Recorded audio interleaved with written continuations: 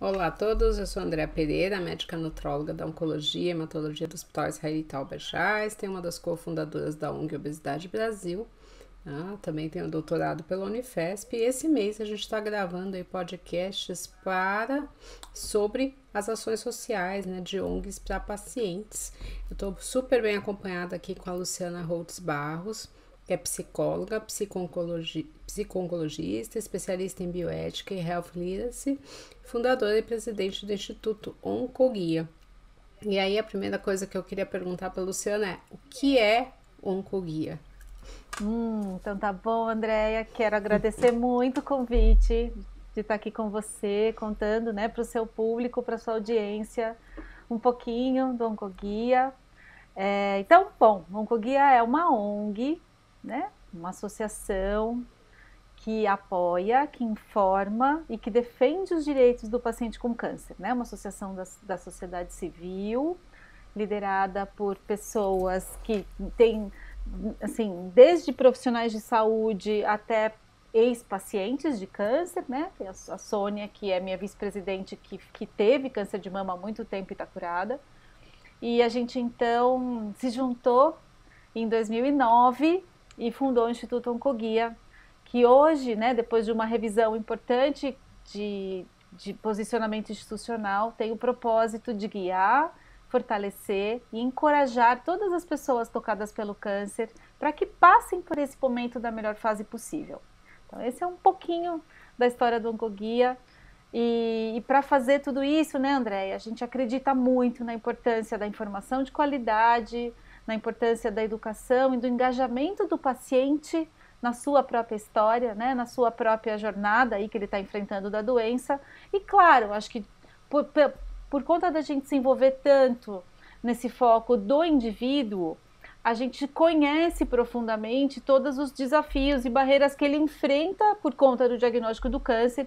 Então, a gente também faz o que a gente chama de advocacy, que é um trabalho mais focado no coletivo, focado numa proposição contínua para que a gente melhore as políticas públicas de câncer do nosso país. Eu acho que é assim, né? Isso foi uma das coisas que eu tenho enfatizado em todos os podcasts com as ONGs, né? Que todas as ONGs que nós escolhemos somos ONGs, assim, são ONGs sérias, né? Que têm uma informação baseada em ciência, isso a gente achou muito importante. A gente falou também ao longo dos podcasts que ONGs dão muito trabalho, né? Não é uma coisa assim, a gente tem que regulamentar, tem que fazer tudo isso, né? Às vezes as pessoas falam, mas é uma coisa fácil de fazer, né? Só ver o resultado final, mas tem muitas pessoas engajadas aí. E aí eu ia te perguntar exatamente isso. Surgiu o Oncoguia, você falou da sócia, mas surgiu como? Como que vocês decidiram montar o Oncoguia? Tá bom. Então, o Onco, Andréia, tem total relação com a minha história profissional. As pessoas também me perguntam como é que você foi parar nisso, né?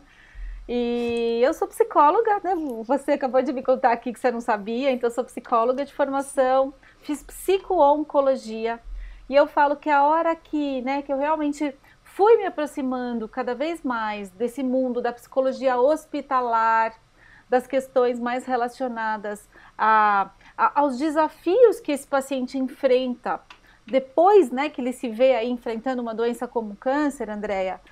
Eu sim, falo que fui completamente capturada, né? E aí estou aqui até hoje. Mas eu entrei aí pela portinha, obviamente, da dor, do sofrimento, mas o que me puxou mesmo e que deu o pontapé inicial da história do Oncoguia foi o contato com a informação de qualidade ou a falta dela, né? Então eu não esqueço a dona Rita sentando na minha frente, né? Que era uma paciente inesquecível, uma senhorinha de 72 anos que com muito desafio, né, tinha conseguido, com muita dificuldade, tinha conseguido imprimir uma matéria da internet para mim, e ela falava, tá escrito aqui, Luciana, que eu tenho 29% de chance de estar viva, né, sei lá eu, em 4 anos, assim. E ela falava, né, poxa vida, né, essa informação é muito difícil para eu assimilar, qual que é a relevância dessa informação? E aí, André, eu fui ficando muito mexida, né? Porque eu acho que a informação está aí, o Dr. Google obviamente está aí, eu realmente acredito no Google como uma ferramenta muito útil, mas que, como qualquer outra ferramenta, requer muito cuidado, muita cautela e muita preparação, né, para saber usar. E aí eu fui estudar, Andréia, o que é esse cenário da informação de qualidade em saúde. E por incrível que pareça, até uma ONG suíça existe que regulamenta o que é uma informação de qualidade em saúde, a ponto de criar, ela tem um selinho que é o RON, chama Health on the Net Foundation, ela tem o selinho que é o RON, e o RON tem 8 princípios do que é essa informação, que obviamente passa por confiabilidade, credibilidade, atualização, né? Então, assim, princípios básicos aí para você saber quem é o dono daquela informação, quando ela foi escrita, né? Quem está se responsabilizando por aquilo. Então, e aí, André, eu fui estudar, nessa época eu estava fazendo bioética, e desse mix de coisas nasceu, em 2003, um site que chamava Oncoguia. Então, começou pela Oncoguia, que eu tinha o compromisso ali de colocar uma informação de qualidade, traduzida, confiável e útil.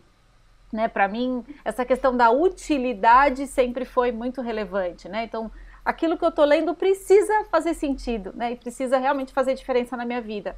Então, de 2003 para 2009, o site foi crescendo, virou um portal. Eu passei aí por uma experiência de acompanhar muito de perto o trabalho da Susan Komen Foundation, que é uma ONG monstro de câncer de mama dos Estados Unidos. Fui ficando cada vez mais mexida com esse cenário, né, do terceiro setor. E aí, de 2008 para 2009, a gente tomou a decisão de fundar o Oncoguia, a ONG Oncoguia. É muito interessante que, assim, eu sempre encontro a Luciana, né, por aí, a gente fez várias coisas juntas e eu não sabia nem que ela era psicóloga, nem que ela tinha feito parte, né, de bioética, que é uma coisa que eu faço parte já há 12 anos, né, de comitê de bioética. Interessante essas coisas, né, a gente às vezes não tem tempo de parar para conversar. Eu acho muito legal você ter falado, né? Vocês começaram em 2009, né? E o que mudou em termos de conhecimento do paciente? Porque, por exemplo, né? Eu sou cofundadora de uma ONG de obesidade. Obesidade a gente não tem nada, a gente não tem nem ONG, né? E em 2009 a gente tinha uma acessibilidade da internet que já estava razoável, mas hoje é muito mais, né?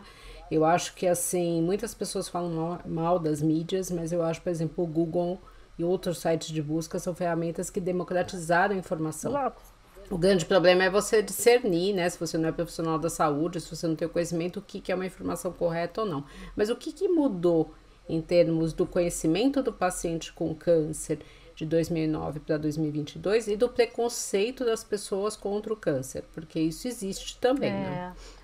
Olha, Andréia, eu acho assim, né, a resposta vai, assim, eu vou ter que falar para você, obviamente, depende, né, porque depende de que público a gente está olhando, né, então, eu falo, a turma que está pertinho do Oncoguia, né, a turma que está pertinho do Oncoguia está muito mais engajada, né, está muito mais participativa, está muito mais, acho que inconformada, né? Assim, entendendo mais quais são os seus direitos e obviamente, né, muito mais instrumentalizados para buscá-los, né? Porque não é fácil. Agora, né, eu tô brincando de falar que é quem tá pertinho do Oncoguia, mas é o público que de uma certa forma, né, Andréia, já entendeu que existem as ONGs e passa de uma certa forma a acompanhar, participar, aderir a eventos, né, participar de campanhas, você já virou uma chavinha. Agora, é óbvio, né, eu tô falando, dependendo, né, hoje o portal Oncoguia, que eu contei para você que a gente lançou lá em 2003, tinha 30 acessos, quando a gente virou ONG, né, a gente tinha ali 30 mil acessos, hoje a gente tem 3 milhões de acessos mês, né. E agora, quem é esse público que está acessando o portal, a gente sabe muito pouco. Né? Então, eu acho que a informação, ela está, como você mesma falou, né, de forma democrática, acessível para todo mundo. Agora, quem vira a chavinha, né, a ponto de dar um segundo passo depois da informação, é bem, né, menos gente do que essa grande massa que eu sei que entra no portal, pega uma informação e vai embora, né? Acho que, então, assim, eu pego esse link que você trouxe, né, por exemplo, do Dr. Google, que sim, né, em 2009 já existia, obviamente só cresceu, porque agora a gente tem informação em todos os lugares, né, Andréia? A gente saiu de uma internet, mas hoje a gente tem informação em todas as redes sociais, a gente tem uma explosão de YouTube, a gente tem essa questão, hoje a gente está aqui gravando um vídeo, a gente está gravando um podcast, isso também não existia, então para todos os lados que você olha tem informação disponível. Então a gente continua com esse desafio de educar as pessoas para o que é de qualidade, para o que é relevante, para o que é cientificamente comprovado. E agora a gente, além de tudo isso, ganhou, né, mais um desafio, que é o combate à fake news, né, Andréia? Que tem uma indústria por trás atrapalhando muito, muito, muito na área da saúde. Então, acho que assim, tem muitas coisas que mudaram, muitas coisas interessantes, a gente precisa continuar falando, a gente precisa continuar mostrando para as pessoas que sim, informação faz muita diferença, né? A partir do momento que você recebe um diagnóstico de um câncer, para você se preparar, para você se fortalecer, para você realmente enfrentar uma doença, né, preparado mesmo, né, com informação de qualidade, mas tem esse outro trabalho contínuo aí de também lutar contra essas forças aí de fake news, que no mundo da alimentação saudável é uma catástrofe, né, Andréia? Sim. E acho que no mundo da saúde é muito complicado, né? Porque a gente tem muitos achismos, muitas crendices, né? Então nem todo mundo que dá informação tem esse embasamento científico. A pessoa tem outras coisas, né? Ela fala coisas que para ela deram certo muitas vezes, mas não quer dizer que dê certo para todo mundo, né? Então essa é a diferença quando você tem um embasamento científico. Foi testado numa população grande, foi provado estatisticamente que aquilo funciona para a maioria das pessoas. Então eu acho que na área da saúde, na área da nutrição não é diferente, né? O que eu acho que cresceu muito foi a procura de informações de nutrição, principalmente relacionadas a câncer. Que legal. E aí a gente entra numa questão, às vezes, das pessoas abandonarem um tratamento comprovado por uma dieta, achando que aquilo vai curar o câncer. Eu acho que isso é fundamental, né, o papel de vocês, porque tem, o que eu falei, né, para todas as ONGs que eu pedi para fazer, né, marcar o podcast, eu tive essa preocupação de serem ONGs com embasamento científico, porque as pessoas vão procurar. Para quem quiser, é super importante, né? O Oncoguia, a gente tem o site, que é o www.oncoguia.org.br, e em todas as mídias também vocês vão achar Oncoguia. Então tem muita coisa, e muitas vezes a pessoa que entra não é quem tá com câncer, mas é quem tem alguém próximo, né, com câncer. E eu ia te perguntar uma coisa de bioética, né? Um dos princípios que a gente tem é a equidade. Então, você falou do papel do Oncoguia no advocacy, né? E é muito difícil a ONG que fala de saúde não se envolver nisso. Sim. Da diferença que a gente tem hoje no Brasil do tratamento público e privado. Você acha que desses anos de Oncoguia isso melhorou? A gente conseguiu ter um tratamento público mais próximo do privado? Porque o tratamento privado de câncer hoje, ele é igual a qualquer grande centro do mundo no Brasil. Mas o público a gente sabe que não é. Então, eu queria saber se você acha que isso melhorou ou se ainda tem muita coisa a se fazer. Andréia, acho que infelizmente não melhorou e acho que eu ouso te dizer que piorou, sabe? A gente tem inclusive um estudo, uma publicação científica que a gente lançou, acho que já há 6 anos atrás, que se chama Meu SUS Não É Igual ao Seu, né? Onde a gente perguntou para os principais CACONs, né? Um CACON é um centro de oncologia que atua no SUS, né? Que oferece um tratamento para um paciente do SUS. A gente perguntou quais eram os protocolos que eles usavam para tratar, né? Os principais tipos de câncer. Baseado nas respostas que a gente recebeu, esses dados foram todos tabulados e a gente chegou a essa triste conclusão, né? Que na verdade, apesar da gente saber, né, de existir a regra de que no SUS tudo deveria ser igual, né? Cada CACON tem uma certa autonomia para definir o tratamento que ele quer oferecer. Então, o que a gente constatou foi uma enorme discrepância, assim, sabe? Estados que provavelmente a gente imaginaria, não, né? Esse lugar aí, super bacana, eu adoraria me tratar lá, sabe? Tinha uma oferta de tratamento, às vezes, inferior até ao próprio protocolo do Ministério da Saúde. Então, o que a gente vem percebendo, Andréia, o mundo da oncologia mudou muito, né? Eu gosto muito Sim. de falar, assim, né? O quanto a gente tem de boas notícias. Você acabou de chegar da ASCO, né, Andréia? A ASCO explodiu esse ano, com tanta notícia boa, com tanta coisa legal acontecendo. Tem muita novidade, né? Para a gente diagnosticar melhor, para a gente tratar melhor, para a gente prevenir, né? Da melhor forma possível. E infelizmente, né, eu acho que essa é a parte mais frustrante, isso está longe de estar disponível para o paciente do SUS. E aí o que a gente está vendo é cada vez mais, né, uma distância realmente entre o que é disponibilizado pela saúde suplementar e o que é disponibilizado para o SUS.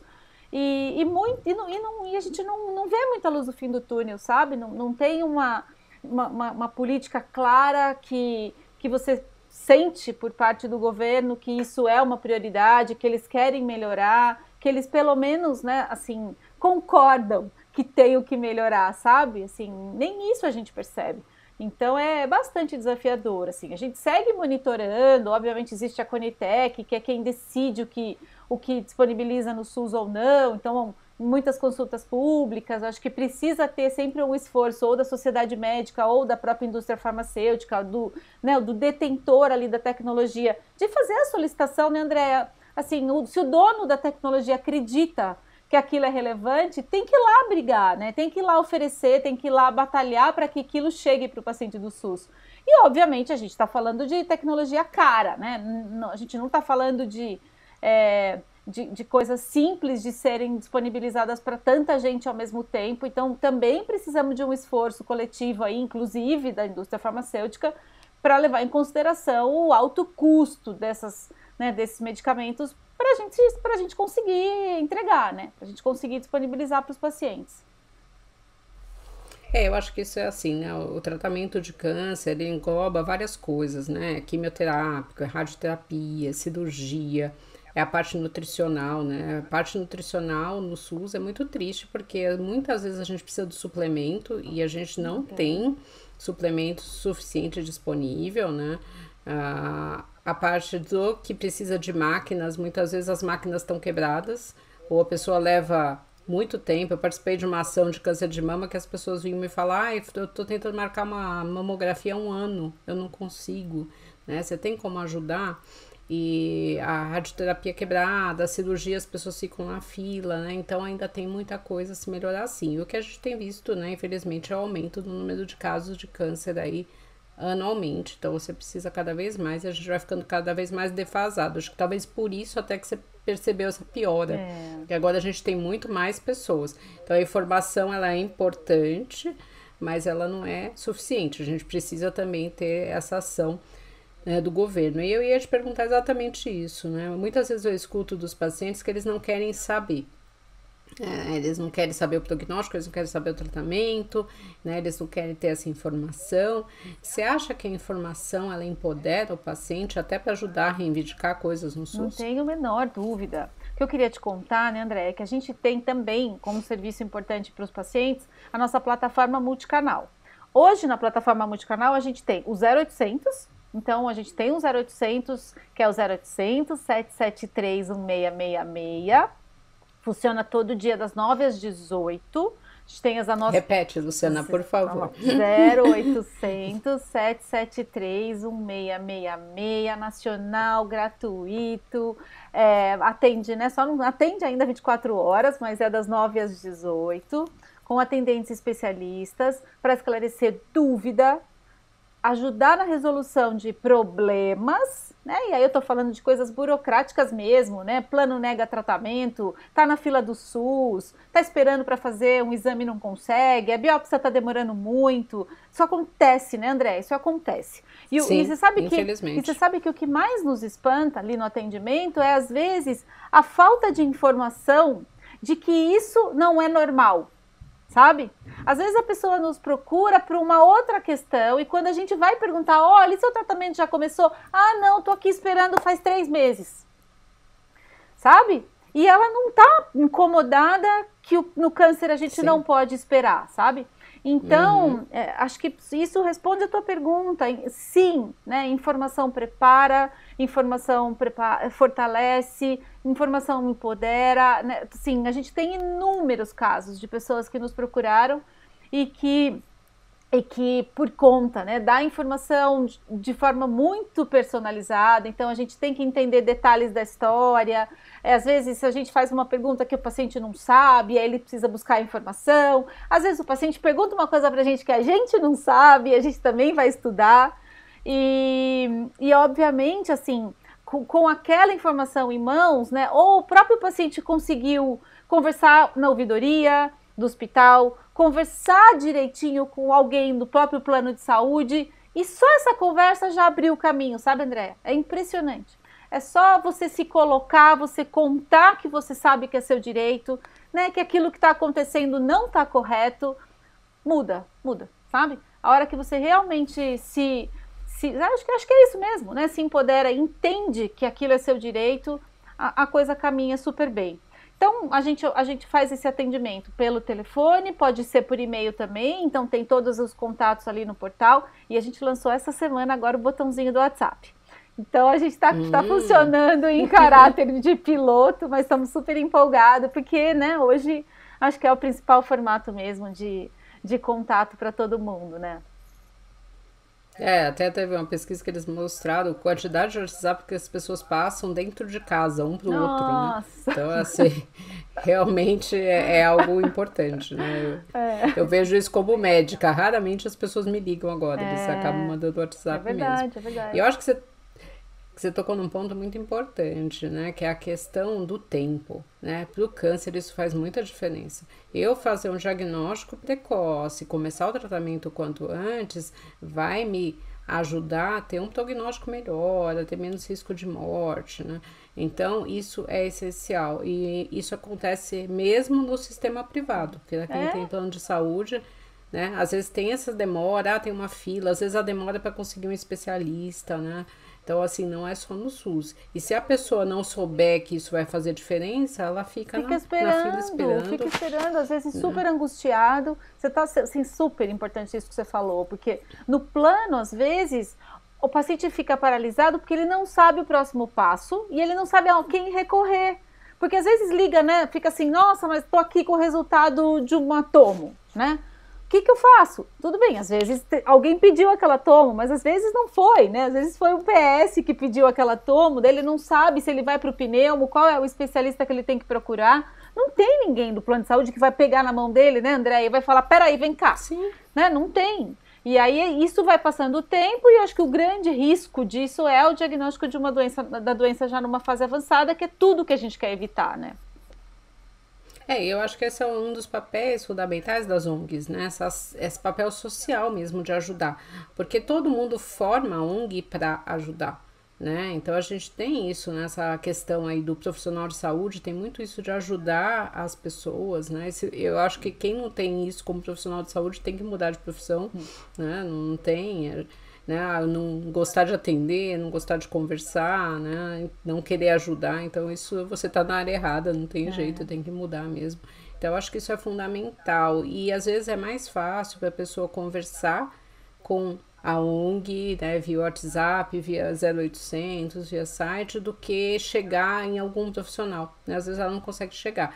E, infelizmente, a pessoa que está lá para atender o plano, ela tem várias doenças e vários problemas para ver, ela não sabe aquilo, às vezes ela também fica perdida, né? Tem tudo isso. Eu acho que isso é muito importante. Eu acho que, assim, a gente vê esse crescimento do Oncoguia, eu acho que é muito legal, né? Você falou do quanto aumentou, né? Do site de 2003 para agora. Eu vejo muito mais interesse das pessoas em saber o câncer, eu acho que você percebe isso, né? Sempre. E eu ia te perguntar exatamente isso, né? Tem todo um trabalho por trás, você tem um comitê gestor que a gente tem que tirar uma dúvida, falar com o especialista, né? Que são voluntários, eu acho que é muito legal. E o que te motiva ao longo desses anos, né? Passado todos esses anos, você ainda se emociona com os casos? O que motiva você? Ai, super, Andréia. Eu falo que acho que o que mais, né, motiva, retroalimenta, E óbvio, né? Acho que olhar para o tamanho do desafio, né? Assim, não dá para dormir em paz, né? E falar, bom, ainda tem muito o que ser feito, e de verdade infelizmente, né? Tem de verdade muito o que ser feito, mas é acreditar e ver no nosso dia a dia a diferença que a gente faz na vida das pessoas, sabe? O quanto quando as meninas, né, mandam ali um recadinho, hoje uma escreveu e falou, Lu, tô tão feliz, porque agora com o WhatsApp, a gente conseguiu atender uma pessoa com deficiência auditiva, né? Assim, olha o quanto, né, André? É uma coisa que parece super simples e ela tava feliz da vida, né? E aí já super contaminou todo mundo. Então, tem isso, né? Eu acho que, obviamente, tem esse presente diário, esse privilégio diário, que é ajudar, né, com informação de qualidade, com apoio, com orientação, pessoas que muitas vezes estão perdidas e estão sofrendo por conta do diagnóstico do câncer, mas tem o outro lado, acho que da Luciana, né, mais inconformada, mais briguentinha, que realmente não dá, né? Não dá para achar que tá bom enquanto tem tanta gente sofrendo, esperando por de verdade, né? Muitas vezes até por uma inércia de um governo que não olha para o câncer, né? Realmente não admite que daqui muito pouco tempo a gente está diante da doença que mais vai matar pessoas no mundo, né, Andréia? O que a gente está fazendo hoje, né? A gente está esperando, igual as pessoas esperam, né? Por conta do diagnóstico de um câncer. Então, tem esses dois lados. Eu acho que infelizmente assim, a área de saúde é uma área muito sensível aí, ainda eu, né, não vi realmente um governo que tivesse maior cuidado, né? As pessoas falam, mas é o partido tal. Eu falo, gente, olha, eu tô na área de saúde há muito tempo, né? Já trabalhei muito em hospital público e eu ainda resta muito, eu não vi ainda essa preocupação, né? A gente vê as faltas, vê as pioras, né?